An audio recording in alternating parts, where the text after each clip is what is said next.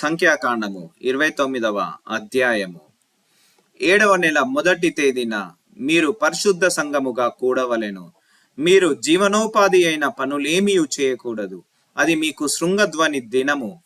నిర్దోషమైన ఒక కోడెదూడెను, ఒక పొట్టేలును యెహోవాకు ఇంపైన సువాసన గల దహన బలిగా అర్పింపవలెను. వాటి వాటి విధి ప్రకారముగా అమావాస్యకు అర్పించు దహన బలియు దాని నైవేద్యమును, నిత్యమైన దహన బలియు దాని నైవేద్యమును, వాటి పానార్పణములను గాక మీరు నిర్దోషమైన ఏడాది వగు 7 మగ గొర్రె పిల్లలను యెహోవాకు ఇంపైన సువాసన గల దహన బలిగా అర్పింపవలెను.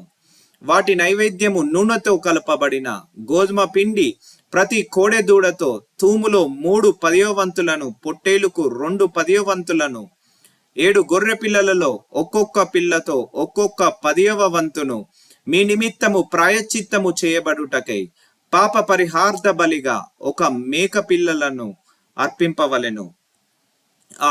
ఈ 7వ నెల 10వ దినమున మీరు పరిశుద్ధ సంఘముగా కూడవలెను. అప్పుడు మిమ్మును మీరు దుఃఖపరచుకొనవలెను. ఏ పనియు చేయకూడదు. ప్రాయశ్చిత్తము కలుగుటకై పాప పరిహార్థ బలియు, నిత్యమైన దహన బలియు దాని నైవేద్యమును, వాటి వాటి పానార్పణములను గాక మీరు ఒక కోడెదూడెను, ఒక పొట్టేలును, ఏడాదివైన 7 గొర్రె పిల్లలను యెహోవాకు ఇంపైన సువాసన గల దహన బలిగా అర్పింపవలెను.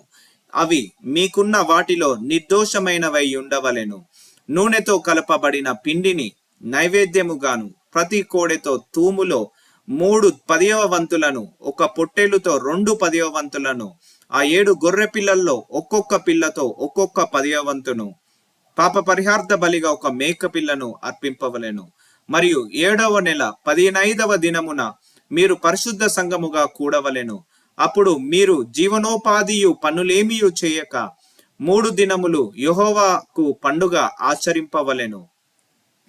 నిత్యమైన దహన బలియు దాని నైవేద్యమును, దాని పానార్పణమును గాక యెహోవాకు ఇంపైన సువాసన గల దహన బలిగా 13 కోడె దూడలను, 2 పొట్టేళ్లను, ఏడాదివైన 14 గొర్రె పిల్లలను అర్పింపవలెను. అవి నిర్దోషమైనవై ఉండవలెను. నూనెతో కలపబడిన గోధుమ పిండిని నైవేద్యముగాను, ఆ 13 కోడె దూడలలో ప్రతి దూడతో తూములో 3 10వ వంతులను, ఆ 2 పొట్టేళ్లలో ప్రతి పొట్టేలుతో 2 10వ వంతులను, ఆ 14 గొర్రె పిల్లలలో ప్రతి పిల్లతో ఒక్కొక్క 10వ వంతును పాప పరిహార్థ బలిగా ఒక మేక పిల్లను అర్పింపవలెను.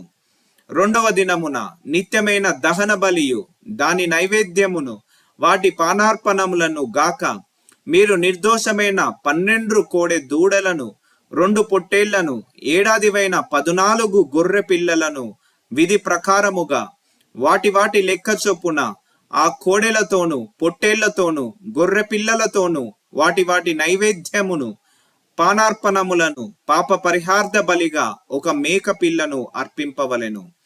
3వ దినమున నిత్యమైన దహన బలియు దాని నైవేద్యమును, దాని పానార్పణమును గాక నిర్దోషమైన 11 కోడెలను, 2 పొట్టేళ్లను, ఏడాదివైన 14 గొర్రె పిల్లలను విధి ప్రకారముగా వాటి వాటి లెక్క చొప్పున ఆ కోడెలతోను, పొట్టేళ్లతోను, గొర్రె పిల్లలతోను వాటి నైవేద్యమును, పానార్పణములను ఒక మేక పిల్లను అర్పింపవలెను.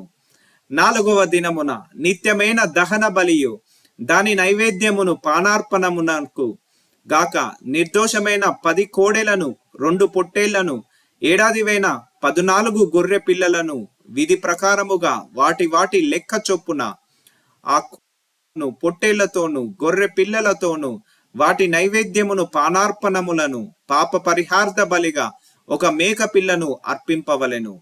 5వ దినమున నిత్యమైన దహన బలియు దాని నైవేద్యమును, పానార్పణమును గాక నిర్దోషమైన 9 కోడెలను, 2 పొట్టేళ్లను, ఏడాదివైన 14 గొర్రె పిల్లలను విధి ప్రకారముగా వాటి వాటి లెక్క చొప్పున ఆ కోడెలతోను, పొట్టేళ్లతోను, గొర్రె పిల్లలతోను వాటి వాటి నైవేద్యమును, పానార్పణములను పాప పరిహార్థ బలిగా ఒక మేక పిల్లను అర్పింపవలెను.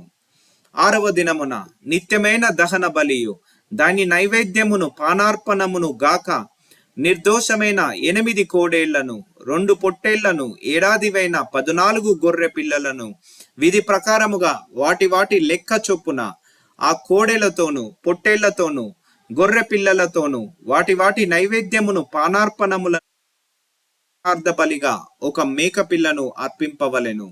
7వ దినమున నిత్యమైన దహన బలియు దాని నైవేద్యమును పానార్పణమును గాక నిర్దోషమైన 7 దూడలను, 2 పొట్టేళ్లను, ఏడాదివైన 14 గొర్రె పిల్లలను విధి ప్రకారముగా వాటి వాటి లెక్క చొప్పున ఆ కోడెలతోనూ పొట్టేళ్లతోనూ గొర్రె పిల్లలతోనూ వాటి వాటి నైవేద్యమును పానార్పణములను పరిహార్థ బలిగా ఒక మేక పిల్లను అర్పింపవలెను. 8వ దినమున మీకు వ్రత దినముగా నుండును. అప్పుడు మీరు జీవనోపాధి అయిన పనులేమీయు చేయకూడదు. అందులో నిత్యమైన దహన బలియు దాని నైవేద్యమును పానార్పణమును గాక మీరు యెహోవాకు ఇంపైన సువాసన గల దహన బలిగా నిర్దోషమైన యొక్క కోడెదూడెను, 1 పొట్టేలును, ఏడాదివైన 7 గొర్రె పిల్లలను విధి ప్రకారముగా వాటి వాటి లెక్క చొప్పున ఆ కోడె దూడతోను పొట్టేలుతోను గొర్రె పిల్లలతోను వాటి వాటి నైవేద్యమును పానార్పణములను పాప పరిహార్థ బలిగా ఒక మేక పిల్లను అర్పింపవలెను. మీ మొక్కుబళ్లను, మీ స్వేచ్ఛార్పణములను, మీ దహన బలులను, మీ నైవేద్యములను, మీ పానార్పణములను, మీకు సమాధాన బలులను కాక వీటిని నియామక కాలములందు యెహోవాకు అర్పింపవలెను. యెహోవా మోషేకు ఆజ్ఞాపించినట్లు మోషే ఇజ్రాయేలీలతో సమస్తమును తెలియజెప్పెను.